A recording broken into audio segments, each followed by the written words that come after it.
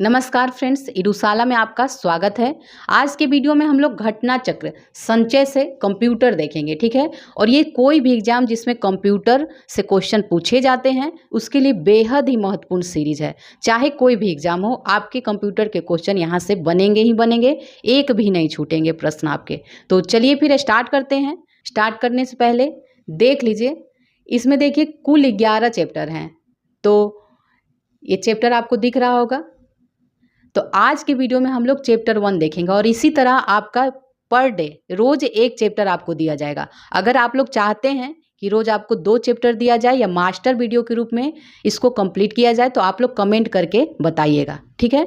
चलिए फिर इसको हम लोग स्टार्ट करते हैं। तो आज के वीडियो में हम लोग फर्स्ट चैप्टर देखेंगे, कंप्यूटर एक परिचय, ठीक है। आज हम लोग ये कवर करेंगे। तो चलिए इसको स्टार्ट करते हैं। कंप्यूटर अंग्रेजी भाषा के किस शब्द से बना है? तो ये कंप्यूट से बना है, कंप्यूट से ये बना है। इसका प्रयोग सर्वप्रथम देखा जाए तो रिचर्ड ब्रेथवेट की पुस्तक द यंग मैन्स ग्लीनिंग के में किया गया था। तो इनकी पुस्तक रिचर्ड ब्रेथवेट की पुस्तक में ये किया गया था। कंप्यूट का अर्थ क्या होता है? तो गणना होता है। सी है इसका आंसर, गणना। कंप्यूटर शब्द जो है लैटिन शब्द कंप्यूट से लिया गया है। इसका अर्थ गणना करना होता है। पहला कंप्यूटर बनाया गया था तो चार्ल्स बेबेज के द्वारा ये बनाया गया था। तो सबसे पहले चार्ल्स बेबेज ने कंप्यूटर की अवधारणा को मूर्त रूप दिया है। बेबेज ने प्रोग्राम योग निर्मित अपनी यांत्रिक मशीन को द एनालिटिकल इंजन की संज्ञा दी थी। उन्हें कंप्यूटर का आविष्कारक या फादर कहा जाता है। चार्ल्स बेबेज ने निम्नलिखित में से कौन सी मशीन बनाई थी? तो ये वैसलेसिक इंजन बनाई थी, वैसलेसिक इंजन। तो 1822 में चार्ल्स बेबेज ने डिफरेंस इंजन का आविष्कार किया था तथा 1833 में इन्होंने एनालिटिकल इंजन का आविष्कार किया था, वैसलेसिक इंजन का, ठीक है। तभी से आधुनिक कंप्यूटर युग की शुरुआत हुई और इसलिए चार्ल्स बेबेज को कंप्यूटर का जनक कहा जाता है। आधुनिक कंप्यूटर की खोज हुई थी 1946 में, सबसे पहले 1946 में। इलेक्ट्रॉनिक कंप्यूटर का आविष्कारक किसने किया? तो ये डॉक्टर एलन एम ट्यूरिंग ने किया। द्वितीय विश्व युद्ध के दौरान ब्रिटिश वैज्ञानिक थे ये डॉक्टर एलन एम ट्यूरिंग। तो इन्होंने कोलोसस नामक प्रथम इलेक्ट्रॉनिक डिजिटल कंप्यूटर का डिजाइन किया था। नेक्स्ट है 1968 में किस फ्रांसीसी गणितज्ञ की स्मृति में उसके नाम पर एक कंप्यूटर भाषा का नामकरण किया गया था? तो ये हो जाएगा ब्लेज पास्कल, ठीक है, ब्लेज पास्कल। तो ये फ्रांसीसी गणितज्ञ थे, इन्हीं की स्मृति में उनके नाम पर पास्कल भाषा एक कंप्यूटर भाषा है तो इसका नामकरण किया गया था। पास्कल एडिंग मशीन बनाने वाले ब्लेज पास्कल किस देश के निवासी थे? तो ये फ्रांस के निवासी थे, ठीक है। ये कहाँ के निवासी थे? फ्रांस के निवासी थे। इन्होंने पास्कल लाइन नामक पहला यांत्रिक कैलकुलेटर का विकास किया था। नेक्स्ट है ब्लेज पास्कल किस देश के गणितज्ञ थे? तो ये फ्रांस के थे, अभी हम लोगों ने देखा। प्रयोगशाला समीर की स्थापना किस वर्ष हुई थी? तो ये 1984 में हुई थी प्रयोगशाला समीर की स्थापना। समीर क्या है? समीर RFM एवं माइक्रोवेव सिस्टम के क्षेत्र में अनुसंधान, डिजाइन और विकास के लिए समर्पित प्रमुख अनुसंधान एवं विकास क्या है? प्रयोगशाला है, ठीक है।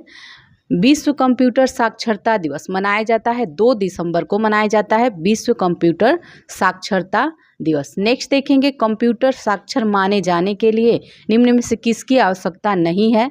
तो नहीं है पूछा है, ठीक है। तो कंप्यूटर को निर्देश देने वाले अनुदेश लिखने की क्षमता ये तो बिल्कुल होना चाहिए। कंप्यूटर के महत्व, बहु उपयोगिता और समाज में व्यापकता की जागरूकता। तो देखिए यहाँ पे बी था आंसर, बी नहीं होना चाहिए। और सी क्या है? यह ज्ञान की कंप्यूटर क्या है और ये कैसे काम, ये बिल्कुल होना चाहिए। सरल एप्लीकेशन का प्रयोग करते हुए कंप्यूटरों से इंटरैक्ट करने की क्षमता, ये भी होना चाहिए। तो इसमें आंसर क्या हो जाएगा? बी हो जाएगा। चलिए आगे देखते हैं। कोई व्यक्ति कंप्यूटर साक्षर कहलाता है यदि वह सक्षम हो। तो सक्षम हो किसमें? केवल आवश्यक एप्लीकेशनों को चलाने में अगर वो सक्षम है तो उसे कंप्यूटर साक्षर कहा जाता है। ये आवश्यक अनुप्रयोग ऐसे होते हैं जो प्रयोगकर्ता, जो यूजर होते हैं, उनको उनके कार्यों में सहयोग करते हैं, जैसे वेब ब्राउज़र एवं MS ऑफिस ये सब करने में सहयोग करते हैं। भारत में सुपर कंप्यूटर जो परम है, इसका निर्माण पुणे में किया गया था। तो पुणे स्थित CDEC centre for development of advance computing द्वारा परम नामक सुपर कंप्यूटर की श्रृंखला का विकास किया गया था। निम्न में से वर्ष 1976 में विकसित सर्वप्रथम सुपर कंप्यूटर कौन सा? ये 1976 है, तो क्रे 1, ठीक है, उस समय क्रे 1 था। भारतीय सुपर कंप्यूटर का जनक कौन कहलाता है? तो ये विजय भटकर कहलाते हैं। तो विजय पांडुरंग भटकर को भारतीय सुपर कंप्यूटर का जनक कहा जाता है। इन्होंने 1991 में भारत के पहले सुपर कंप्यूटर परम 8000 के विकास में महत्वपूर्ण योगदान दिया था। परम पद निम्न में से किससे संबंधित है? तो ये कंप्यूटरीकरण से संबंधित है। ठीक है, तो ये कंप्यूटरीकरण से संबंधित है और इसे पुणे की CDEC संस्था द्वारा परम श्रृंखला में अनेक सुपर कंप्यूटर का विकास किया गया था। तो परम 10,000 जो कंप्यूटर, फिर परम पद में आदि इसी श्रृंखला के कंप्यूटर हैं। परम 10,000 क्या है? तो ये एशिया का द्वितीय सबसे बड़ा कंप्यूटर है। तो ये 1998 में बनाया गया था और इस समय ये मिसाल कायम की गई थी। इस कंप्यूटर का निर्माण पुणे में स्थित CDEC संस्था के द्वारा किया गया था और विजय P भटकर इन्हीं के निर्देशन में हुआ था। भारत में निर्मित प्रथम सुपर कंप्यूटर को क्या नाम दिया गया है? तो परम, ठीक है, उस समय का परम था।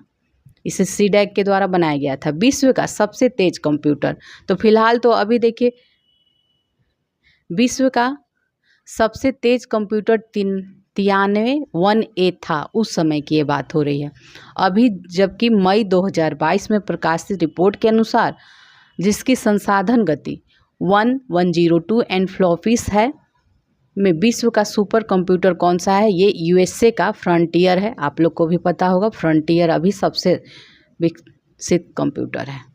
ठीक है, अब आगे देखेंगे मेन फ्रेम कंप्यूटर एक बड़ा और महंगा कंप्यूटर होता है जिसमें एक साथ सैकड़ों या हजारों प्रयोक्ताओं के लिए डेटा प्रोसेस करने की क्षमता होती है। तो यहाँ पे B आंसर हो जाएगा। मेन फ्रेम कंप्यूटर के बारे में ये बता रहा है। ठीक है, तो मेन फ्रेम कंप्यूटर जो होता है यही लिखा है, बड़ा और महंगा कंप्यूटर होता है। इसमें एक साथ सैकड़ों या हजारों प्रयोक्ताओं के लिए डाटा प्रोसेस करने की क्षमता होती है और ये कंप्यूटर बड़े कॉरपोरेट या सरकारी संगठनों में महत्वपूर्ण अनुप्रयोग जो होते हैं एप्लीकेशन के लिए प्रयुक्त होता है, जैसे जनगणना हो गया, उद्योग, उपभोक्ता के आंकड़े, ये सभी।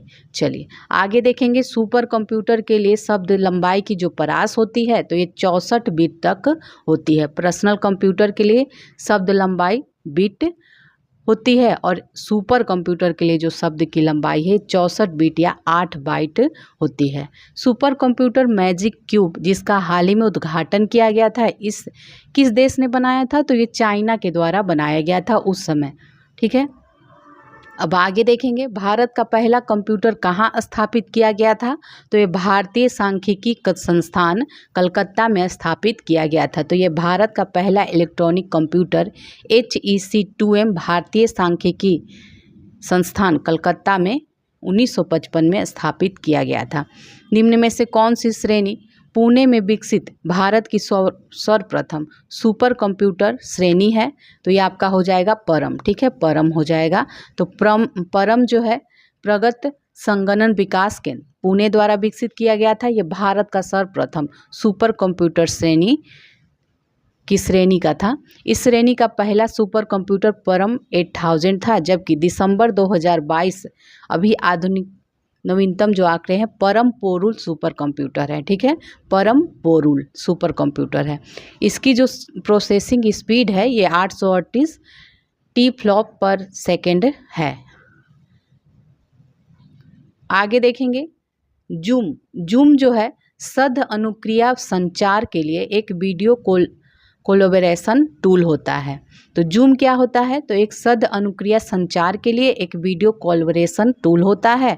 एनीडेस्क के माध्यम से दूर स्थित व्यक्ति के साथ सीधे संवाद करने में आप कनेक्ट हो सकते हैं। एक डॉक्टर वर्चुअल नेटवर्क बनाकर कंटेनरों को एक दूसरे के साथ संवाद करने देता है। VMware एक वर्चुअलाइजेशन और क्लाउड कंप्यूटर सॉफ्टवेयर प्रदाता होता है।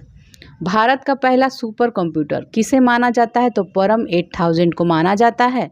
और भारत ने यह सुपर कंप्यूटर अमेरिका द्वारा क्रे सुपर कंप्यूटर देने से इनकार करने के बाद विकसित किया था।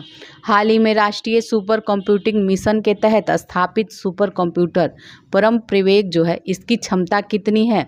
तो ये आपका हो जाएगा 3.3 पेटाफ्लॉप्स है। तो हाल ही में सुपर कंप्यूटिंग मिशन के अंतर्गत IISc द्वारा स्थापित सुपर कंप्यूटर परम प्रवेग की क्षमता जो है 3.3 पेटाफ्लॉप्स है। परम प्रवेग का इस्तेमाल रिसर्च के लिए किया जाता है। निम्न में से कंप्यूटरों में सबसे शक्तिशाली कौन सा है? तो यहाँ पे हो जाएगा सुपर कंप्यूटर सबसे शक्तिशाली होता है। इसे महासंगणक या सुपर कंप्यूटर उन संगणकों को कहा जाता है जो वर्तमान में गणना शक्ति तथा कुछ अन्य मामलों में सबसे आगे होते हैं। वर्तमान में उपलब्ध कंप्यूटरों में सुपर कंप्यूटर सबसे अधिक तीव्र क्षमता, दक्षता व सबसे अधिक स्मृति वाला कंप्यूटर है। निम्न में से कौन सा कथन मिनी कथन के बारे में गलत है? तो यहाँ पे देखिए ये ए ही गलत है, बाकी देख लीजिए। मिनी कंप्यूटर बहु उपयोगकर्ता कंप्यूटर सिस्टम है। मिनी कंप्यूटर जो होता है मध्यम साइज के कंप्यूटर होते हैं। मिनी कंप्यूटर में स्टोरेज और स्पीड मेन फ्रेम कंप्यूटर और सुपर कंप्यूटर से कम होता है। तो ए यहाँ पे आंसर था, यही सब है। मिनी कंप्यूटर माइक्रो कंप्यूटर से महंगे होते हैं। Mini computer multi user computer system होने के साथ साथ तो ये मध्यम आकार के होते हैं। इस कंप्यूटर में स्टोरेज क्षमता तथा स्पीड जो होती है मेन फ्रेम कंप्यूटर और सुपर कंप्यूटर से कम होता है। डेस्कटॉप और टैबलेट जो है निम्न में से किस प्रकार के कंप्यूटर संबंधित हैं? तो देखिए यहाँ पे माइक्रो कंप्यूटर हो जाएगा, यहाँ पे सी हो जाएगा, ठीक है, ए नहीं है, सी हो जाएगा। तो डेस्कटॉप टैबलेट माइक्रो कंप्यूटर संबंधित होते हैं। और डेस्कटॉप को पर्सनल कंप्यूटर या पीसी कहा जाता है। टैबलेट कंप्यूटर को पॉम टॉप या स्मार्टफोन भी कहते हैं। नेटबुक कंप्यूटर नोटबुक कंप्यूटर या laptop, work station, tablet, palm top, smartphone, ये सभी क्या हैं? माइक्रो कंप्यूटर के अंतर्गत आते हैं। अपनी लागत और आकार के कारण ये कंप्यूटर अपेक्षाकृत विरल हैं। तो ये हो जाएगा सुपर कंप्यूटर की बात हो रही है, ठीक है, ई है आंसर सुपर कंप्यूटर। किसी संकर कंप्यूटर में निम्न में से किस विशेषताओं का समन्वय होता है? तो ये अनुरूप तथा अंकीय कंप्यूटरों का समन्वय होता है। हाइब्रिड जो कंप्यूटर होते हैं इसमें एनालॉग और डिजिटल कंप्यूटरों की विशेषताओं का समन्वय होता है। हालांकि इस प्रकार का कंप्यूटर सबसे कम शक्तिशाली है, फिर भी इसका प्रयोग होता है, सर्वाधिक प्रयोग होता है और यह तीव्रतम वृद्धि वाले कंप्यूटर का प्रकार का कंप्यूटर है। तो ये किसके बारे में बात हो रही है? माइक्रो कंप्यूटर के बारे में बात हो रही है। तो माइक्रो कंप्यूटर ऐसे कंप्यूटर हैं जिसमें माइक्रो प्रोसेसर इसके CPU के रूप में होता है, सेंट्रल केंद्रीय प्रसंस्करण इकाई के रूप में होता है। और इसका आकार जो होता है, इसका आकार मेन फ्रेम, सुपर तथा मिनी कंप्यूटर की तुलना में छोटा होता है। इसे पर्सनल कंप्यूटर भी कहा जाता है। तो ठीक है, अब नेक्स्ट है पर्सनल कंप्यूटर जो है व्यक्ति की कंप्यूटर ज़रूरतों को पूरा करने के लिए डिजाइन किया जाता है। तो ये व्यक्तिगत अथवा छोटे समूह के प्रयोग के लिए इसका प्रयोग करते हैं और इसे माइक्रो कंप्यूटर कहा जाता है। निम्न में कौन एक समय में कई उपयोगकर्ताओं को सपोर्ट कर सकता है? तो ये मिनी कंप्यूटर है, ठीक है। तो मिनी कंप्यूटर जो होता है एक समय में कई उपयोगकर्ताओं को सपोर्ट कर सकता है।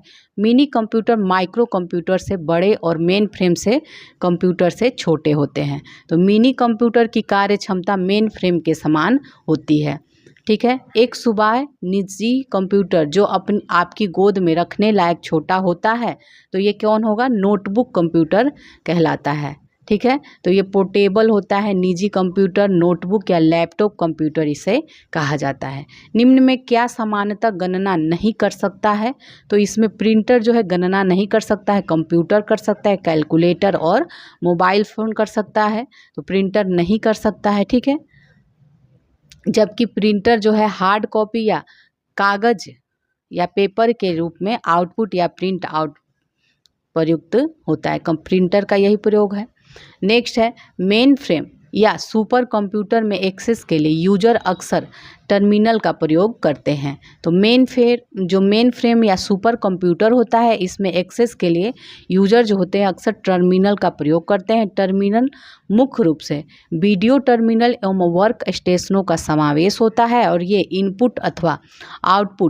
इनपुट एवं आउटपुट उपकरण नेटवर्क में डाटा भेजने एवं प्राप्त करने का कार्य करता है। निम्न में से कौन सबसे बड़ा, सबसे तेज एवं सबसे महंगा कंप्यूटर है? तो ये सुपर कंप्यूटर है।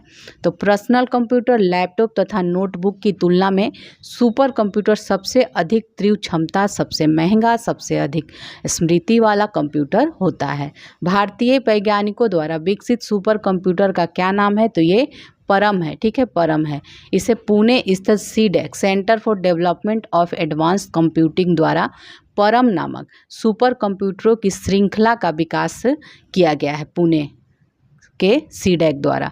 इस श्रृंखला की नवीनतम मशीन जो है परम पोरूल है। सीडेक द्वारा ही विकसित परम पद भारत का प्रथम टेराफ्लॉप कंप्यूटर था। सुपर कंप्यूटर का उदाहरण इसमें सारे ही हैं, क्रे 2, तिहानवे 2 और क्रे एक्स MP24, ये सारे ही किसके हैं? सुपर कंप्यूटर के उदाहरण हैं। सुपर कंप्यूटर के बारे में देखेंगे तो सुपर कंप्यूटर में हजारों माइक्रो प्रोसेसर होते हैं। सुपर कंप्यूटर आकार में बहुत बड़े तथा तीव्र प्रोसेसिंग क्षमता से युक्त होते हैं और इन्हें विशिष्ट प्रयोजनों हेतु विशेषज्ञ संस्थाओं द्वारा तैयार एवं प्रयोग किया जाता है। इसमें हजारों माइक्रो प्रोसेसर के साथ एक साथ जुड़कर डाटा को अत्यधिक तीव्र गति से संसाधित करते हैं। निम्न में से सबसे तेज, सबसे बड़ा और सबसे महंगा कंप्यूटर कौन सा है? तो ये सुपर कंप्यूटर होता है। सुपर कंप्यूटर सबसे तीव्र गति वाला तथा सबसे बड़ा कंप्यूटर होता है। इसे तैयार करने में भी अत्यधिक लागत आती है। वस्तुतः यह समान कंप्यूटर नहीं होता है, बल्कि इसे विशिष्ट प्रयोजनों हेतु विशेषज्ञ संस्थाओं द्वारा तैयार किया जाता है। इसमें बहुत सारे माइक्रो प्रोसेसर लगे होते हैं। सुपर कंप्यूटर्स प्राथमिक रूप से किसके लिए उपयोगी होते हैं? तो इन सब के लिए इनपुट आउटपुट इंटेंसिव प्रोसेसिंग के लिए, डाटा रिट्राइवल ऑपरेशंस के लिए, मैथमेटिकल इंटेंसिव साइंटिफिक एप्लीकेशन के लिए, इन सब के लिए होते हैं। सुपर कंप्यूटर प्राथमिक रूप से इनपुट आउटपुट इंटेंसिव प्रोसेसिंग के लिए, डाटा रिट्राइवल ऑपरेशन के लिए और मैथमेटिकल इंटरसेंटिव साइंटिफिक एप्लीकेशन के लिए उपयोगी होता है। चलिए आगे देखते हैं, निम्न में से कौन भारत में विकसित सुपर कंप्यूटर नहीं है? तो ये जगुआर, ठीक है, जगुआर नहीं है। और परम पद्म, एका, अनुपम, फ्लो सॉल्वर, मार्क 4 ये सभी है। जगुआर कहाँ का है? कंप्यूटर जिसे क्रे के ना जानते हैं, तो ये सुपर कंप्यूटर जिसे क्रे ने बनाया था। ठीक है, यह भारत में निर्मित नहीं है, जबकि अन्य हैं भारत में बने सुपर कंप्यूटर देख लीजिए। आदित्य है, अनुपम है, परम युवा 2, सागा 200, एका, वर्गो, विक्रम 100, क्रे XCYU, भास्कर, पेस तथा फ्लो सॉल्वर ये सभी हैं। निम्न में से कौन विश्व का पहला लैपटॉप कंप्यूटर बाजार में लाया? तो ये इप्सन ने लाया था। इप्सन के द्वारा 1981 में लाया गया था लैपटॉप। माइलैब सबसे कम कीमत का एक लैपटॉप है जिसे बाजार में उतारा था HCL के द्वारा माइलैब नाम से सबसे छोटा लैपटॉप बनाया गया था। यह पहली बार HCL के द्वारा लाया गया था। निम्न कंप्यूटरों में से सबसे छोटा कौन सा है? तो ये नोटबुक जो होता है सबसे छोटा होता है। नोटबुक, छोटे आकार के लैपटॉप को नोटबुक कहा जाता है। वर्तमान में प्रचलित हो रहे टैबलेट PC अब इसका स्थान ले रहे हैं। डेस्कटॉप और पर्सनल कंप्यूटर को माइक्रो कंप्यूटर्स भी कहा जाता है। तो डेस्कटॉप और पर्सनल जो कंप्यूटर माइक्रो कंप्यूटर भी कहते हैं, क्योंकि इसमें प्रोसेसर जो होता है माइक्रो प्रोसेसर लगा होता है। अनेक घरेलू उपकरणों में निर्मित छोटे और सस्ते कंप्यूटर किस प्रकार के होते हैं? तो इनमें से यहाँ पे कोई नहीं होता है। तो कौन सा होता है देख लीजिए। अनेक घरेलू उपकरणों में जैसे microwave, oven, washing machine, dish wash जो होते हैं, डिश वॉशर्स, ये सब में एम्बेडेड कंप्यूटर का उपयोग होता है। कौन मस्तिष्क की कार्यप्रणाली की नकल करने वाला सबसे छोटा सबसे तीव्र गति वाला कंप्यूटर होगा? तो ये क्वांटम कंप्यूटर, ठीक है, क्वांटम कंप्यूटर होगा। ऑक्सफोर्ड विश्वविद्यालय के शोधकर्ताओं ने सिलिकॉन में 10 अरब क्वांटम इंटेंगलमेंट इजाद करने में सफलता पाई थी। और तो इंटेंगलमेंट क्या होता है? यह उपकरण होता है जिसमें क्वांटम कंप्यूटर बनाया जाता है। क्वांटम बाइट्स पर आधारित सुपर फास्ट क्वांटम कंप्यूटर एक बार में एक सवाल के बहुत से संभावित समाधानों पर विचार कर सकता है। पारंपरिक कंप्यूटर बाइनरी स्विच या बाइट्स पर आधारित होता है। क्वांटम कंप्यूटर किस पर आधारित होता है? क्वांटम यांत्रिकी पर आधारित होता है। और यह कंप्यूटर गणना करने के लिए कंप्यूटर चिपों के स्थान पर परमाणुओं का प्रयोग करता है। एक डिजिटल घड़ी में किस प्रकार का कंप्यूटर हो सकता है? तो ये एम्बेडेड कंप्यूटर होता है, ठीक है, एम्बेडेड। डिजिटल कंप्यूटर अंकों की गणना करते हैं। तो डिजिटल कंप्यूटर क्या करते हैं? अंकों की गणना। इसमें 2 अंक 0 अथवा 1 होते हैं, जिसे क्या कहते हैं? बाइनरी संख्या पद्धति कहा जाता है। इसी पर कार्य करता है कंप्यूटर।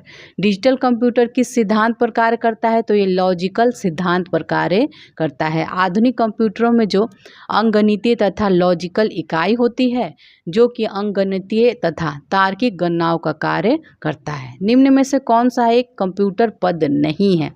तो यहाँ पे देखिए, कंप्यूटर के 2 प्रकार होते हैं, एनालॉग कंप्यूटर और डिजिटल कंप्यूटर। तो कंप्यूटर बाइनरी भाषा को समझता है, ठीक है, कंप्यूटर बाइनरी भाषा को समझता है। कंप्यूटर की आईसी चिप जो होती है सिलिका की बनी होती है। कंप्यूटर 3 मोड में कार्य करता है, रियल मोड, प्रोटेक्टेड मोड और वर्चुअल रियल मोड। ये यहाँ पे है, यहाँ पे स्टार लगा है। लैपटॉप किस प्रकार का कंप्यूटर है? तो ये आपका हो जाएगा माइक्रो कंप्यूटर है, ठीक है। लैपटॉप जो है माइक्रो कंप्यूटर के अंदर आता है और इसका विकास 1970 के आसपास हुआ था। हाइब्रिड कंप्यूटर का उपयोग होता है सभी बड़े उद्योगों में, चिकित्सा क्षेत्र में और व्यवसाय फर्म में उपयोग किया जाता है। हाइब्रिड कंप्यूटर में डिजिटल एवं एनालॉग कंप्यूटर का समावेश होता है। डिजिटलीकरण संदर्भित करता है, तो ये यहाँ देख लीजिए इसका डिस्क्रिप्शन। डिजिटलीकरण शब्द जो है एनालॉग से डिजिटल में और डिजिटल से एनालॉग में रूपांतरण को संदर्भित करता है। डिजिटल सिग्नल में 0S और 1S होते हैं, जो क्रमशः उच्च और निम्न मानों को इंगित करते हैं। नेक्स्ट देखेंगे उन्नत तकनीकें जैसे कि कृत्रिम बुद्धिमत्ता, क्वांटम कंप्यूटिंग, ये सभी मुख्य रूप से 5वीं पीढ़ी के कंप्यूटरों के लिए हैं। तो उन्नत तकनीकें जो आर्टिफिशियल इंटेलिजेंस की बात हो रही है, क्वांटम कंप्यूटिंग, ये सभी क्या है? 5वीं पीढ़ी के कंप्यूटरों के लिए है। यह पीढ़ी जो है समानांतर प्रसंस्करण व AI सॉफ्टवेयर पर आधारित है और यह कंप्यूटर छवि तथा ग्राफ को पहचानने में सक्षम होता है। प्रथम पीढ़ी के कंप्यूटर का निर्माण किसने किया था? तो जे प्रेस्पर एकर्ट और जॉन मिचुअली दोनों के द्वारा किया गया था। सी है इसका आंसर। निर्वात ट्यूब का उपयोग कब किया जाता है? कब किया गया था? प्रथम पीढ़ी में ही किया गया था। ट्रांजिस्टर की खोज किया था, द्वितीय पीढ़ी में हुई थी ट्रांजिस्टर की खोज। वर्तमान में किस जनरेशन में कंप्यूटर का उपयोग हो रहा है? तो 5वां जनरेशन अभी यूज हो रहा है, ठीक है। IBM नोटबुक, पेंटियम PC तथा सुपर कंप्यूटर आदि जो है इस पीढ़ी के कंप्यूटर के उदाहरण हैं। 5वीं पीढ़ी के कंप्यूटर अत्यंत छोटे, तीव्र गति एवं उपयोग में सरल होते हैं। Multimedia, optical disc, parallel processing, सभी उच्च स्तरीय भाषाओं जैसे C हो गया, C++, जावा, ये सभी जो है इनकी प्रमुख विशेषताएं हैं। द्वितीय पीढ़ी में वैक्यूम ट्यूब के स्थान पर किसका प्रयोग किया जाता था? तो ट्रांजिस्टर का प्रयोग किया जाता था। कब? द्वितीय पीढ़ी में। पर्सनल कंप्यूटर किस पीढ़ी से संबंधित है? चतुर्थ पीढ़ी से संबंधित है पर्सनल कंप्यूटर। लैपटॉप और पाम टॉप का निर्माण किस पीढ़ी में हुआ था? ये चतुर्थ पीढ़ी में हुआ था। कंप्यूटर जनरेशन का 1 से 5 का सही क्रम बताना है, मतलब 1 से लेकर 5 तक, अभी 5वीं पीढ़ी चल रही है। तो सबसे पहले क्या आया? वैक्यूम ट्यूब आया, फिर ट्रांजिस्टर पे आधारित, फिर एकीकृत सर्किट, फिर VLSI माइक्रो प्रोसेसर पर आधारित था। अब क्या है? ULSI माइक्रो प्रोसेसर पर आधारित है। ए था इसका आंसर। तो कंप्यूटर की जो 5 पीढ़ियां हैं इसके बारे में देख लेते हैं।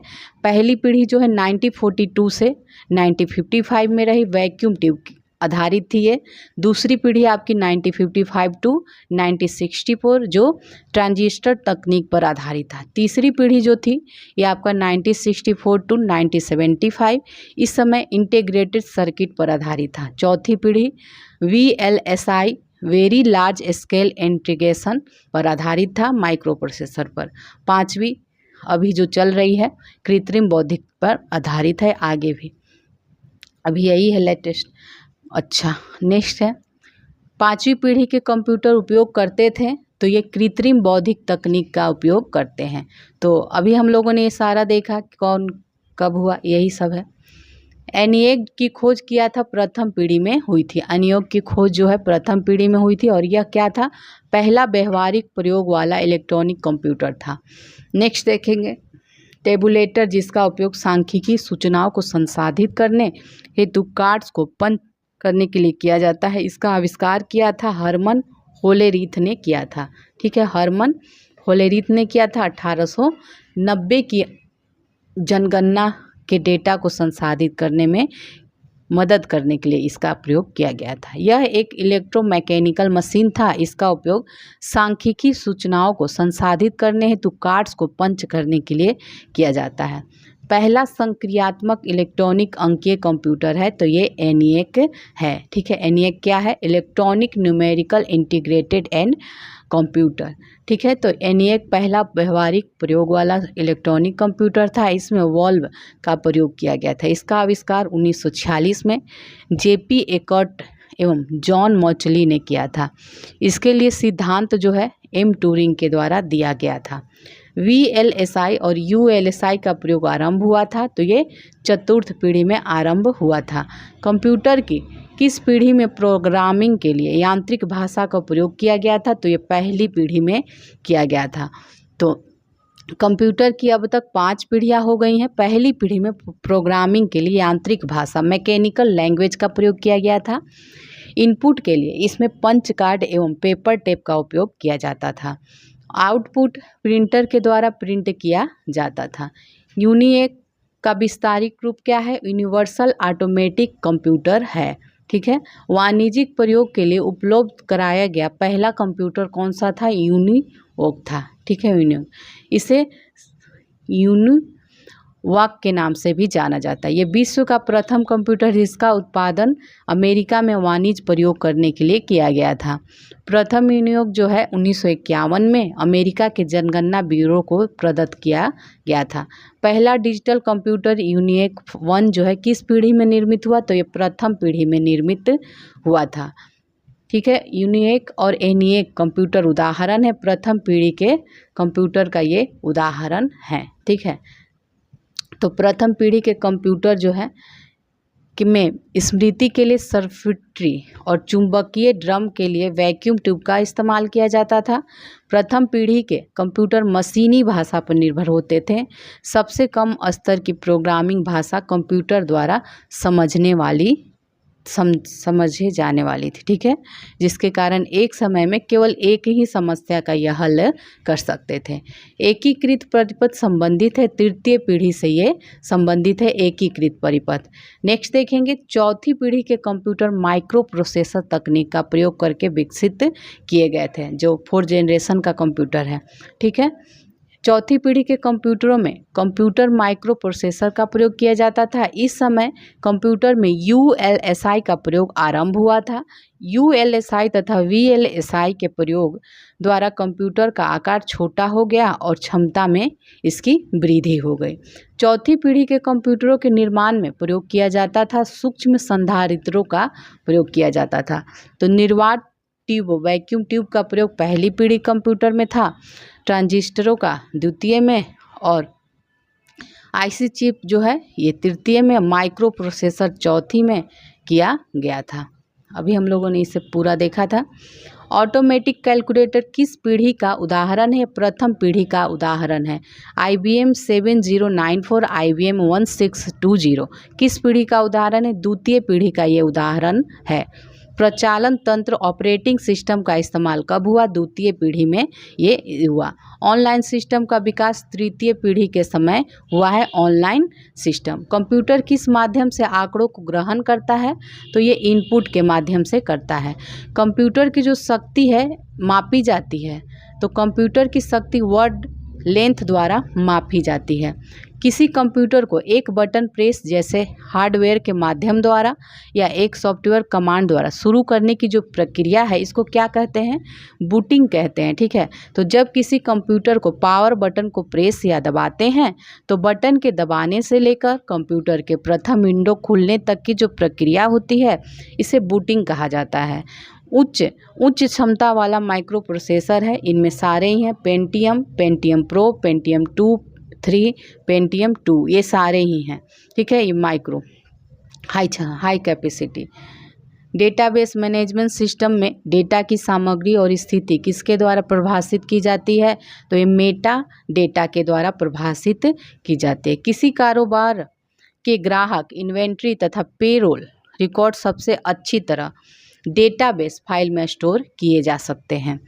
तो किसी कारोबार के ग्राहक इन्वेंट्री तथा रिकॉर्ड्स को सबसे अच्छी तरह डेटाबेस फाइल में संचित किया जा सकता है। डेटाबेस फाइल जो होता है इसमें संचित आंकड़े को किसी विशेष पद्धति का अनुसरण करते हुए किया जाता है। इस आंकड़ों को के आधार पर किसी प्रश्न का समाधान शीघ्रता से प्राप्त किया जा सकता है। डेटा रूपांतरण के साथ क्या सच नहीं है? तो अन्य मॉड्यूल से डेटा प्राप्त करना ये सच नहीं है। ठीक है, तो इसमें जो सच नहीं था ये देख लिया। क्यों सच नहीं? क्योंकि इस प्रक्रिया में डेटा एक संस्करण से दूसरे संस्करण में अपग्रेड या कन्वर्ट होता है। अतः इस कार्य के लिए किसी अन्य मॉड्यूल से डेटा प्राप्त करने की आवश्यकता नहीं होगी, बल्कि यह कार्य लेगासी सिस्टम के डेटा से होगा।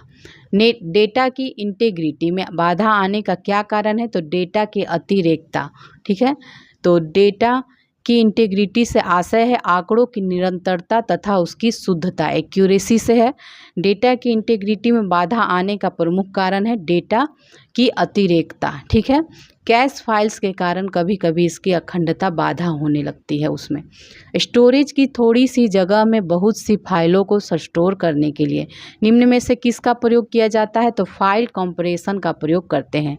तो यदि स्टोरेज में जगह कम हो और बहुत सी फाइलों को संचित करना है तो फाइलों को क्या करते हैं? कंप्रेस करके स्टोर करना ही उचित होता है। फाइल कंप्रेशन से फाइलों की साइज अपेक्षाकृत कम हो जाती है, जिससे थोड़ी सी जगह में अधिक फाइलें स्टोर कर सकते हैं। स्टोर्ड प्रोग्राम की अवधारणा किसने दिया था? जॉन ऑन न्यूमैन ने दिया था। स्टोर 1940 में इन्होंने दिया था। यदि किसी मौजूदा डॉक्यूमेंट को किसी दूसरे नाम से सेव करना हो तो क्या करना चाहिए?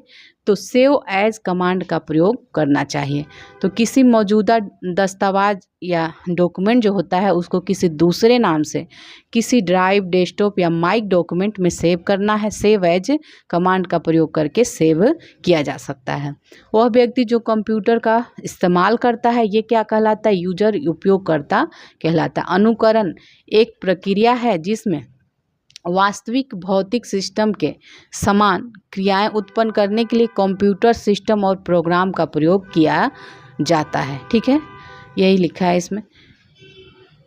स्कूल और कॉलेज में अभिलेख तैयार करने के लिए किस प्रकार के कंप्यूटर का उपयोग करते हैं? तो ये सामान्य उद्देश्य कंप्यूटर का उपयोग किया जाता है।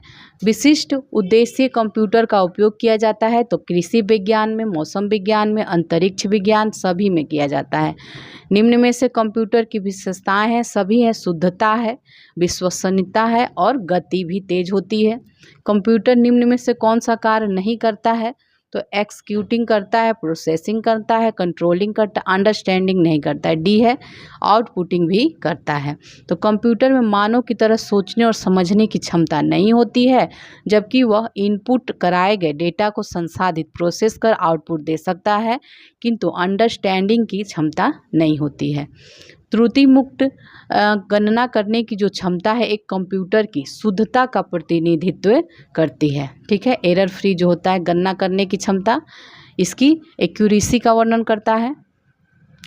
कंप्यूटर की और भी विशेषताएं क्या है? हाई स्पीड है, एक्यूरेसी है, स्टोरेज कैपेबिलिटी है, वर्सैटिलिटी है, बहुमुखी प्रतिभा है और स्थिरता है, ऑटोमेशन है, रिडक्शन इन पेपर वर्क और कॉस्ट यानी कि कागजी कार्रवाई में कमी है। नेक्स्ट है कंप्यूटरों के संदर्भ में कंपैटिबिलिटी का अर्थ क्या होता है? तो ये सॉफ्टवेयर कंप्यूटर पर चलने में समर्थ है, ये इसका अर्थ होता है। तो किसी कंप्यूटर के संदर्भ में किसी सॉफ्टवेयर की सुसंगतता जो होती है, इसका अर्थ है वह सॉफ्टवेयर उस कंप्यूटर पर चलने में, ऑपरेट होने में समर्थ है। इनमें से कौन सा एक तथ्य खोज तकनीक नहीं है? तो इसका देख लीजिए, तथ्यों की खोज डेटा और डेटा के संग्रह की प्रक्रिया है जो मौजूदा दस्तावेजों, शोध, निरीक्षण, प्रश्नावली, साक्षात्कार, प्रोटोटाइप और संयुक्त आवश्यकताओं की योजना बनाने के नमूने इसमें शामिल हैं। तो सिस्टम विश्लेषक वर्तमान मौजूदा सिस्टम को विकसित और कार्यान्वित करने के लिए निम्न तथ्य तकनीकों का प्रयोग करते हैं। क्या क्या? तो मौजूदा प्रलेखन रूपों और डेटाबेस का नमूनीकरण, अनुसंधान और साइट को देखना या निरीक्षण करना, कार्य परिवेश का अवलोकन करना, प्रश्नावली, साक्षात्कार, प्रोटोटाइप, संयुक्त आवश्यकता नियोजन, ये सभी होता है। ठीक है, इसमें आगे अब देखेंगे निम्न में से सूचना के गुण क्या है? तो ये सारे ही संक्षिप्तता, अर्थपूर्णता और यथार्थता, ये सारे ही हैं। किसी कार्य को अंजाम देते समय सीपीयू में बाधा डालने वाले सिग्नल जो कार्य के प्रारंभ अथवा समाप्त होने का द्योतक होते हैं, तो ये व्यवधान कहा जाता है। ठीक है, व्यवधान, इंटरप्ट जिसको कहते हैं, तो ये एक इनपुट सिग्नल है, इंटरप्ट, जो किसी कार्य को करते समय सीपीयू को यह संकेत देता है कि उस कार्य को रोककर किसी तत्काल आवश्यकता वाले कार्य को किया जाए।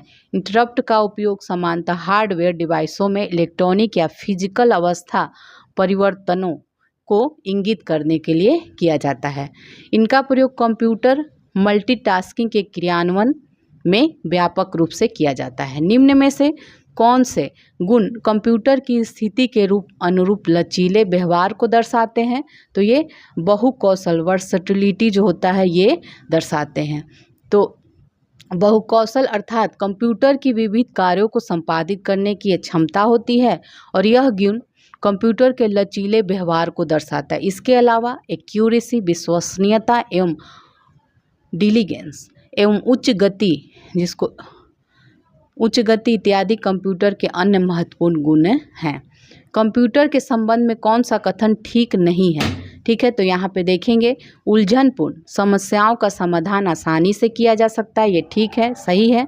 प्रक्रिया की गति बहुत ऊंची होती है, स्मृति तथा संग्रह क्षमता अधिक होती है, तीनों सही है। डी यहाँ पे गलत था। तो कंप्यूटर के द्वारा उलझनपूर्ण समस्याओं का समाधान आसानी से होता है, इसकी प्रक्रिया की गति उच्च होती है, स्मृति एवं संग्रह क्षमता भी इसका अधिक होता है। योजना बनाने में प्रयुक्त डेटा यंत्र प्रायः कहा जाता है निर्णय विश्लेषण यंत्र कहा जाता है। ठीक है, तो ये क्या है? निर्णय विश्लेषण यंत्र जो है एक प्रकार का डिवाइस है जिसमें किसी प्रकार के लिए कार्य के लिए प्रयुक्त होने वाली योजना का विश्लेषण करते हैं। निम्न में से कौन सा कंप्यूटर का बुनियादी कार्य नहीं है? तो यहाँ पे देखिए ये नहीं है। तो डेटा को स्वीकार करना, प्रोसेस करना बिल्कुल है।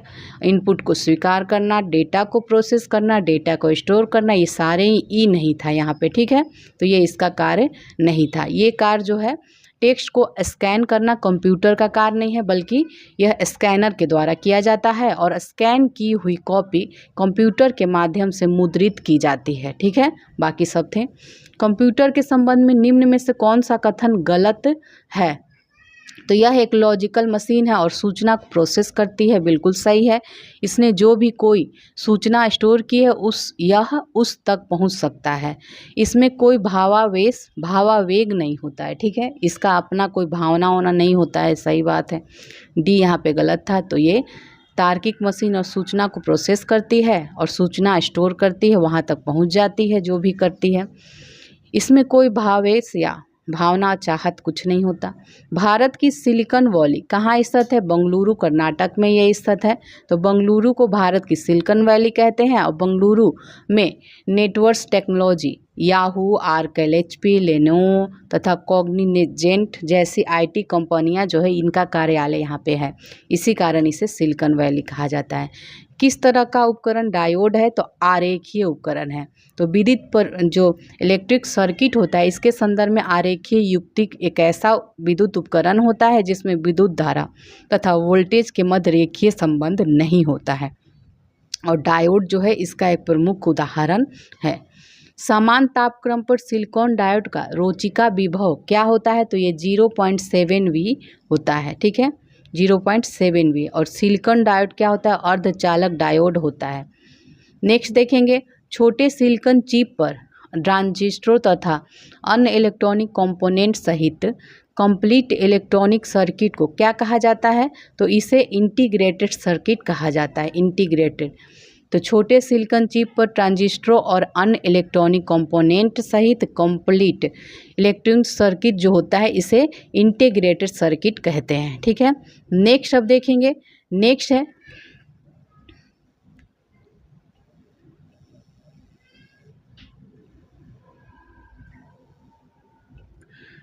Micro processor. एक मल्टीपर्पज प्रोग्रामेबल डिवाइस होता है जो इनपुट के रूप में डिजिटल डेटा एक्सेप्ट करता है, अपनी मेमोरी में स्टोर्ड इंस्ट्रक्शन के अनुसार ये प्रोसेस करता है और आउटपुट के रूप में रिजल्ट प्रोवाइड करता है।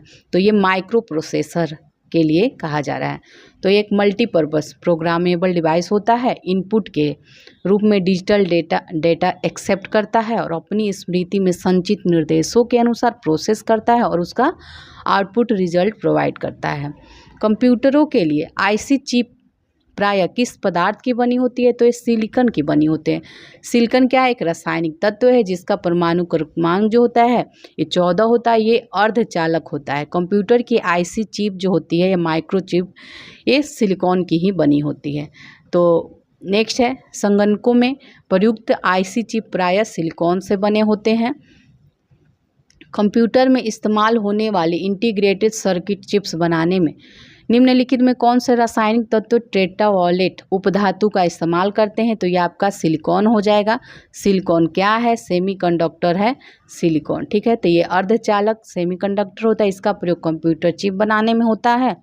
और सेमीकंडक्टर की जो प्रतिरोधकता होती है चालक और कुचालक के बीच होती है। जर्मेनियम और सेलेनियम भी सेमीकंडक्टर हैं। कंप्यूटर में IC का अर्थ क्या होता है? इंटीग्रेटेड, ये एकीकृत परिपथ होता है। ठीक है, तो इलेक्ट्रॉनिक या कंप्यूटर के एकीकृत परिपथ या इंटीग्रेटेड सर्किट को micro circuit, microchip, silicon chip या चिप के नाम से भी जाना जाता है। ये अर्धचालक होता है के अंदर। यह क्या होता है? यह एक अर्धचालक पदार्थ के अंदर बना हुआ इलेक्ट्रॉनिक परिपथ होता है जिसमें प्रतिरोध, संधारित्र आदि के अलावा डायोड, ट्रांजिस्टर आदि अर्धचालक अवयव निर्मित होते हैं। नेक्स्ट देखेंगे, जब एक से अधिक व्यक्ति एक से अधिक कंप्यूटर पर एक ही समय में कार्य करते हैं तो किसकी आवश्यकता होती है? टर्मिनल की आवश्यकता है। टर्मिनल क्या है? एक युक्ति है जिसके द्वारा एक से अधिक व्यक्ति कंप्यूटर पर कार्य कर सकते हैं और यह एक प्रकार का विद्युत यांत्रिक हार्डवेयर होता है। ठीक है, अब नेक्स्ट देखेंगे, माइक्रो प्रोसेसर चिप के उस एरिया का कैश भी होता है जिसका प्रयोग उन निर्देशों और आंकड़ों को अस्थायी रूप से संचित करने के लिए किया जाता है, संभवतः प्रोसेसर जिनका प्रायः प्रयोग करता है। ठीक है, इसी के बारे में। तो इसका प्रयोग उन निर्देशों और आंकड़ों को अस्थायी रूप से संचित करने के लिए किया जाता है, कैश का प्रयोग। ठीक है। लॉजिक चिप का दूसरा नाम क्या है? माइक्रो प्रोसेसर इसका दूसरा नाम होता है। सिलिकॉन की परत चढ़ी इंटीग्रेटेड सर्किट चिप के विकास का श्रेय जाता है जे.एस. किल्बी को जाता है, जे.एस. किल्बी को। ठीक है। और इन्हें 2000 में नोबेल पुरस्कार दिया गया था। और विकास इन्होंने कब किया था? तो 1959 में किया था। चलिए, एकीकृत परिपथ का आविष्कार किया था जैक किल्बी ने। आधुनिक कंप्यूटर का लघु रूपकरण संभव हो सका निम्न में से किसके प्रयोग से? तो ये समाकलित परिपथ चिप के प्रयोग से। तो इसका डिस्क्रिप्शन देख लीजिए। इंटीग्रेटेड सर्किट जो है एक सूक्ष्म इलेक्ट्रॉनिक सर्किट है और 1959 में अपने आविष्कार के बाद यह ट्रांजिस्टर के स्थान पर कंप्यूटरों में प्रयुक्त होने लगा। ये जो इंटीग्रेटेड सर्किट चिप अर्थात इंटीग्रेट सर्किट से ही आधुनिक कंप्यूटरों का लघु रूपकरण संभव हो सका है। ठीक है। तो इंटीग्रेटेड सर्किट के द्वारा सिलिकॉन आमतौर पर प्रयुक्त होता है अर्धचालक होने, ये है सिलिकॉन। ठीक है।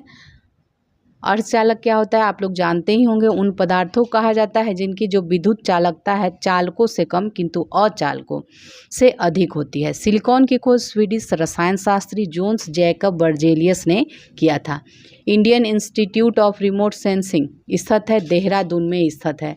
सूचना प्रौद्योगिकी अधिनियम 2008 27 अक्टूबर 2009 को लागू हुआ था। 27 अक्टूबर 2009 से प्रभावी हुआ था। सूचना के नियंत्रण के अंतर्गत ऑपरेट करने वाली इलेक्ट्रॉनिक डिवाइस जो डेटा को स्वीकार कर सकती है, डेटा को प्रोसेस कर सकती है, आउटपुट प्रोड्यूस करती है और भविष्य में प्रयोग के लिए परिणामों को स्टोर करती है। तो ये कौन सा है? ये कंप्यूटर है। ठीक है। बी है इसका आंसर, कंप्यूटर। ठीक है। कंप्यूटिंग पावर की दी गई मात्रा की लागत कंप्यूटर प्रौद्योगिकी में प्रगति के साथ नाटकीय ढंग से घट गई है। ठीक है। ये घट गई है। तो कंप्यूटिंग पावर की दी गई मात्रा की लागत कंप्यूटर प्रौद्योगिकी में प्रगति के साथ नाटकीय ढंग से घटती गई है। बुनियादी कंप्यूटर प्रोसेसिंग चक्र में इनपुट प्रोसेसिंग और आउटपुट शामिल होता है। ठीक है। इसमें बुनियादी कंप्यूटर प्रोसेसिंग चक्र में क्या क्या? इनपुट, प्रोसेसिंग और फिर आउटपुट शामिल होता है। इनमें इनपुट किए गए डेटा को प्रोसेस कर आउटपुट प्राप्त किया जाता है। पद PCXT का आशय क्या है? पर्सनल कंप्यूटर एक्सटेंडेड टेक्नोलॉजी इसका आशय है। तो IBM द्वारा 1983 में IBM PCXT नामक कंप्यूटर बाजार में लॉन्च किया गया था। इसका आशय है पर्सनल कंप्यूटर एक्सटेंडेड टेक्नोलॉजी। चलिए आगे देखेंगे उस नई तकनीक को क्या कहते हैं जो एक कृत्रिम दुनिया के सृजन की क्षमता प्रदान करती है और उसमें लोग परस्पर अंतःक्रिया भी करने लगते हैं। तो ये आभासी वास्तविकता, इसको वर्चुअल रियलिटी कहा जाता है। तो यह एक तकनीक है जो एक कृत्रिम दुनिया के सृजन की क्षमता प्रदान करती है और उसमें लोग परस्पर अंतःक्रिया भी करने लगते हैं। ब्लू पैसिफिक क्या है? तो ये कंप्यूटर है। ठीक है। कंप्यूटर 98 में बनाया गया था।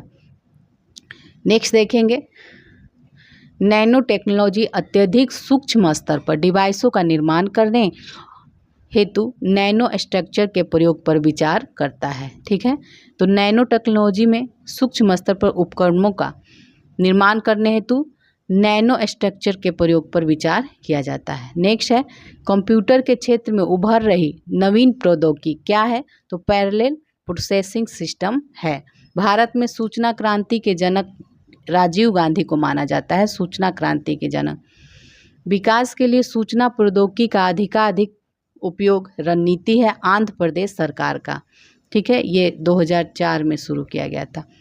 डेटा के प्रेषण की गति को मापने के लिए सामान्यतः प्रयुक्त एकक क्या है? बिट प्रति सेकंड को एकक। ठीक है। तो डेटा के प्रेषण की जो गति होती है ये बिट प्रति सेकंड में मापी जाती है। बैंकों में पहली बार कंप्यूटर पर आधारित ऑटोमेटेड टेलर मशीन जिसे ATM कहते हैं, तो इसका प्रयोग कब हुआ था? तो बैंकों में देखिए ATM का प्रयोग 27 जून 1967 को उत्तरी लंदन के बार्कलेज बैंक में हुआ था और विश्व के पहले ATM के आविष्कारक जो थे जॉन शेफर्ड बैरन थे। ठीक है। जॉन शेफर्ड बैरन थे। बिना तार के माउस कीबोर्ड का विकास किस वर्ष हुआ? 2003 में। गणना यंत्र अबेकस का आविष्कार चीन में हुआ था, जो गणना यंत्र होता है। निम्न में से कंप्यूटर से जुड़े किस व्यक्ति ने business at the rate the speed of thought पुस्तक लिखी थी? ये बिल गेट्स के द्वारा लिखा गया था, 1999 में लिखा गया था। बिल गेट्स और कॉलिंस हेनिंगवे ने दोनों संयुक्त रूप से। SMS का अर्थ क्या है? शॉर्ट मैसेजिंग सर्विस इसका फुल फॉर्म था। इसका प्रयोग मोबाइल फ़ोन से संदेशों के आदान प्रदान के लिए किया जाता है। निजी कंप्यूटरों की कार्य क्षमता समाप्त हो जाने पर उत्पन्न कचरे को कहा जाता है ई कचरा। तो ऐसा कोई भी विद्युत या इलेक्ट्रॉनिक उपकरण जो पुराना, टूटा फूटा, खराब या बेकार होने के कारण इस्तेमाल न हो या फेंक दिया जाता है, इसे क्या ई वेस्ट या ई कचरा कहा जाता है, इलेक्ट्रॉनिक कचरा। नेक्स्ट देखेंगे इलेक्ट्रॉनिक डिजिटल प्रोग्राम योग कंप्यूटिंग डिवाइस जिसका उपयोग द्वितीय विश्व युद्ध के दौरान गूढ़ लेख को पढ़ने के लिए किया गया था, उसे कोलोसस कहा जाता है। कोलोसस। तो कोलोसस क्या है? एक ऐसा इलेक्ट्रॉनिक डिजिटल प्रोग्राम योग कंप्यूटिंग डिवाइस है जिसका उपयोग द्वितीय विश्व युद्ध के दौरान जर्मन गूढ़ लेख को पढ़ने के लिए किया गया था, और इसका डिजाइन जो है द्वितीय विश्व युद्ध के दौरान ही ब्रिटिश वैज्ञानिक डॉक्टर एलन ट्यूरिंग ने अपने देश के फौजियों के लिए किया था। ठीक है। बिट लॉकर सी है। बिट लॉकर जो है माइक्रोसॉफ्ट विंडोज संस्करणों के साथ शामिल एक पूर्ण विस्तार क्षेत्र कूट लेखन सुविधा है बिट लॉकर। तो बिट लॉकर एक पूर्ण वॉल्यूम एन्क्रिप्शन सुविधा है जिसमें विंडोज विस्टा से शुरू होने वाले माइक्रोसॉफ्ट विंडोज संस्करणों के साथ शामिल है, और इसे संपूर्ण वॉल्यूम के लिए एन्क्रिप्शन प्रदान करके डेटा की सुरक्षा के लिए डिजाइन किया गया है। डिफ़ॉल्ट रूप से देखें तो यह 128 बिट या 256 बिट कुंजी के साथ सिफर ब्लॉकचेनिंग या XTM मोड में AES एन्क्रिप्शन एल्गोरिदम का उपयोग करता है। ई कॉमर्स क्या है? तो इंटरनेट की सहायता से उत्पाद एवं सर्विस जो खरीदते या बेचते हैं, ये ई कॉमर्स हो जाएगा। तो ई कॉमर्स इंटरनेट के माध्यम से उत्पाद एवं सर्विस को खरीदा या बेचा जाता है। इसका प्रयोग ई कॉमर्स के प्रयोग के द्वारा कोई संस्था या संगठन मिनिमम पूंजी के निवेश के साथ राष्ट्रीय अंतर्राष्ट्रीय बाजारों में अपने उत्पाद का विस्तार कर सकती है। ई कॉमर्स के निम्न उदाहरण हैं online shopping, electronic payment, online auction और इंटरनेट बैंकिंग, ऑनलाइन टिकटिंग, ये सभी है। सुपरमार्केट, डिपार्टमेंटल स्टोर और रेस्टोरेंट आदि में प्रयोग किए जाने वाले कंप्यूटर POS टर्मिनल के नाम से जाने जाते हैं। POS मतलब होता है पॉइंट ऑफ सेल। समय और स्थान को ये दिखाता है जहाँ पर भुगतान किया जाता है। ये सभी यहाँ पे किया जाता है। दिए गए कथनों के सही या गलत होने का निर्धारण करना है। ठीक है। तो यहाँ पे देखिए बी आंसर दे रहा है, दोनों ही गलत है, तो इसको हम लोग यहाँ से देख लेते हैं। दोनों गलत था। कंप्यूटर के विभिन्न प्रकार के कार्यों को समान सटीकता एवं दक्षता के साथ करने की क्षमता बहुप्रयोगिता कहलाती है, और कंप्यूटर की कर्मठता नामक विशेषता यह सुनिश्चित करता है कि कंप्यूटर को कोई थकान या एकाग्रता की कमी महसूस नहीं होती। अबेकस का उपयोग किया जाता है व्यापारिक गणनाओं में, जोड़ में, घटाव में, सब में किया जाता है। जब आप कोई टेक्स्ट एडिटर खोलते हैं तो कंप्यूटर स्क्रीन पर टिमटिमाता चिन्ह जो ब्लिंकिंग सिंबल जो होता है ये कर्सर होता है। ठीक है।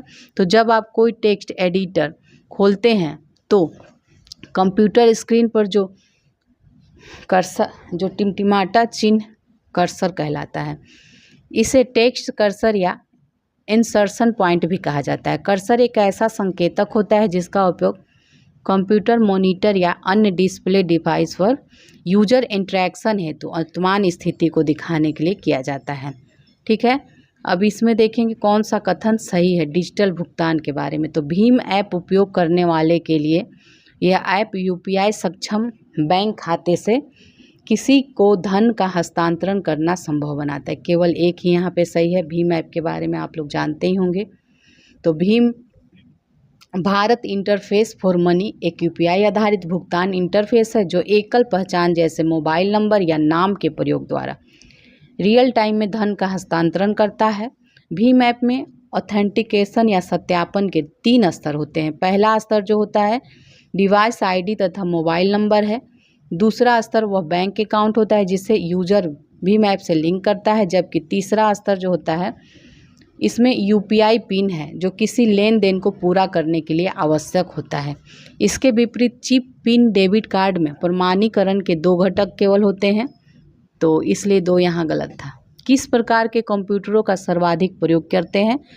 माइक्रो कंप्यूटर का प्रयोग देख ही रहे हैं, डेस्कटॉप, लैपटॉप, इन सभी में। निम्न में से कौन तीसरी पीढ़ी संगणक का मुख्य इलेक्ट्रॉनिक अवयव है? तो ये समेकित परिपथ है, ठीक है। जो तीसरी पीढ़ी संगणक है तो इसका प्रारंभ 1964 में हुआ था। इसका मुख्य इलेक्ट्रॉनिक अवयव समेकित इंटीग्रेटेड सर्किट है जो कई ट्रांजिस्टरों से युक्त एक उपकरण होता है। नेक्स्ट देखेंगे, किसी व्यवस्था के कंप्यूटरीकरण में आवश्यकता होती है तो इन चारों की आवश्यकता होती है। उसको करने की दृढ़ शक्ति, संबंधित वित्तीय संसाधनों की, जनशक्ति के प्रशिक्षण की, एक अत्याधुनिक संरचना की आवश्यकता, सारे की आवश्यकता होती है। कंप्यूटर अपनी शक्ति प्राप्त करता है उपयुक्त सभी से, अपनी गति से, स्मृति से और शुद्धता से, ठीक है। तो ये तो हम लोगों ने देख लिया। देख लीजिए, कंप्यूटर बहुत तेज गति से गणनाएं करता है। माइक्रो कंप्यूटर मिलियन गणनाएं प्रति सेकंड में करता है।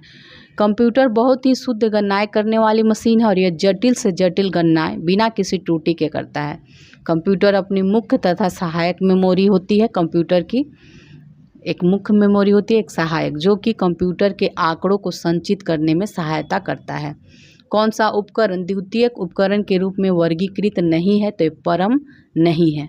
तो परम को द्वितीय उपकरण के रूप में वर्गीकृत नहीं किया गया है और ये एक द्वितीयक भंडारण उपकरण या बाह्य भंडारण के रूप में भी जाना जाता है। द्वितीयक संग्रहण कुछ मेगाबाइट से लेकर पेटाबाइट्स तक डेटा के भंडारण के लिए अनुमति देता है। यह डिवाइस जो है लगभग सभी प्रोग्राम और एप्लीकेशन को कंप्यूटर पर संग्रहित करती है। डिजिटल कंप्यूटर विकसित किया गया है, यूएसए में विकसित किया गया है डिजिटल कंप्यूटर। निम्न में से कौन सी भाभा परमाणु अनुसंधान केंद्र द्वारा विकसित सुपर कंप्यूटर परियोजना है? तो ये अनुपम है, ठीक है। 1991 में ये समानांतर संसाधन तकनीक पर आधारित सुपर कंप्यूटर के क्षेत्र में अनुसंधान विकास प्रारंभ किया गया था और इसमें देखा जाए समानांतर संसाधन पर आधारित प्रथम सुपर कंप्यूटर कौन था? अनुपम 860/4 था, जो 4 नोडों वाली प्रणाली थी और 1991 में विकसित हुआ था। अनुपम श्रृंखला के सुपर कंप्यूटर का उपयोग भाभा परमाणु अनुसंधान केंद्र के द्वारा जटिल संगणक समस्याओं के हल के लिए किया जा रहा है। Smart card micro processor card होता है, स्मार्ट कार्ड जो होता है, ठीक है, माइक्रो प्रोसेसर कार्ड। आईसी के वर्गीकरण का आधार है ट्रांजिस्टरों की संख्या है। तो एकल चिप में लगाए जा सकने वाले ट्रांजिस्टरों की संख्या के आधार पर आईसी 5 प्रकार होते हैं: एसएसआई, एमएसआई, एलएसआई, वीएलएसआई और वीयूएलएसआई। तो इसको फुल फॉर्म देख लीजिएगा। सेलेरॉन पेंटियम और कोर क्रम प्रारूप है, कंप्यूटर माइक्रो प्रोसेसर के प्रारूप है, ठीक है। तो ये सभी शासन के लिए कंप्यूटरों को प्रयोग कहा जाता है, ई गवर्नेंस कहा जाता है। शासन व्यवस्था की प्रक्रिया को कंप्यूटर के माध्यम से इंटरनेट के द्वारा आम जनता तक पहुंच ई प्रशासन कहलाता है और इसकी मदद से सेवाओं को तेजी से प्रदान किया जा सकता है। इनकी उत्पादकता और प्रभावशीलता को बढ़ाया जा सकता है तथा उन्हें नागरिक केंद्रित बनाया जा सकता है। नेक्स्ट है डेटा का एक वचन क्या होता है? डेटम होता है, ठीक है, डेटम। चित्र संदेश निजी इनबॉक्स में कितने दिन रहेगा? तो ये 30 दिन रहेगा, 30 दिन, ठीक है। तो चित्र संदेश जो इमेज मैसेज होता है मोबाइल फ़ोन के निजी इनबॉक्स में 30 दिन तक रह सकता है। इससे अधिक दिनों तक चित्र संदेश को सुरक्षित रखने के लिए उस संदेश को सेव करना अनिवार्य होता है। सिम का पूरा नाम क्या है? सब्सक्राइबर्स आइडेंटिटी मॉड्यूल इसका पूरा नाम होता है, ठीक है। यह एक एकीकृत परिपथ है जिसमें मोबाइल फ़ोन या कंप्यूटरों पर मोबाइल टेलीफोनी के लिए आवश्यक सर्विस सब्सक्राइबर की संचित रहती है। 100 मेगाहर्ट्ज क्लॉक आवृत्ति से युक्त एक माइक्रो प्रोसेसर की क्लॉक अवधि होती है 10 NS होती है, 10 NS। ICT का तात्पर्य होता है इंफॉर्मेशन एंड कम्युनिकेशन टेक्नोलॉजी, ठीक है, ICT सूचना एवं संचार प्रौद्योगिकी से है। ICT में सूचना प्रौद्योगिकी के साथ साथ दूरभाष संचार, प्रसारण, मीडिया और सभी प्रकार के ऑडियो एवं वीडियो प्रकरण प्रोसेसिंग एवं प्रेषण शामिल होते हैं। सर्किट ब्रेकर वाला डिवाइस जो हार्डवेयर को पावर सोर्स से अलग करने और वोल्टेज स्पाइक से प्रोटेक्ट करने के लिए यूज होता है, इसे क्या कहते हैं? इसे सर्ज प्रोटेक्टर कहा जाता है। तो ये क्या होता है? यह सर्किट ब्रेकर वाला डिवाइस होता है जो हार्डवेयर को पावर सोर्स से पृथक करने और वोल्टेज स्पाइक से प्रोटेक्ट करने के लिए प्रयोग किया जाता है। इसके द्वारा वोल्टेज के अनापेक्षित आकस्मिक उतार चढ़ाव से सिस्टम के हार्डवेयर को सुरक्षित किया जाता है। इलेक्ट्रॉनिक प्रिंटर में जिस प्रौद्योगिकी का उपयोग किया जाता है ये माइक्रो एनकैप्सुलेशन होता है, ठीक है। निम्न में से कौन सा एक उपग्रह सेवा प्रदाता है? तो इंटेलसैट जो है उपग्रह सेवा प्रदाता है। तो यूथसैट रूस भारत का वैज्ञानिक शैक्षिक कृत्रिम उपग्रह है। ओशियनसैट महासागरीय अनुप्रयोगों के लिए निर्मित उपग्रह है। और एस्ट्रोसैट जो है खगोलीय शोध को समर्पित भारत की पहली वेधशाला है। इसका प्रक्षेपण जो होता है 28 सितंबर 2015 को PSLV के द्वारा किया गया था, जबकि इंटेलसैट एक संचार उपग्रह सेवा प्रदाता है। तो इन सभी के बारे में दिया है, यूथसैट और ओशियनसैट। ये सब डॉक्टर के द्वारा प्रयुक्त शब्द CAT स्कैन का अर्थ क्या होता है? कंप्यूटराइज्ड एक्सियल टोमोग्राफिक इसका अंतर होता है। और इसमें क्या होता है? मस्तिष्क का विभिन्न अक्षों से एक्स किरणों द्वारा छाया चित्र लेकर कंप्यूटर के माध्यम से विश्लेषण होता है। विद्यावाहिनी परियोजना कंप्यूटर शिक्षा पर आधारित है, ठीक है। अच्छा, तो यहाँ आपका चैप्टर 1 कंप्लीट होता है, ठीक है। तो अब हम लोग फिर मिलेंगे चैप्टर 2 में। चलिए फिर मिलते हैं।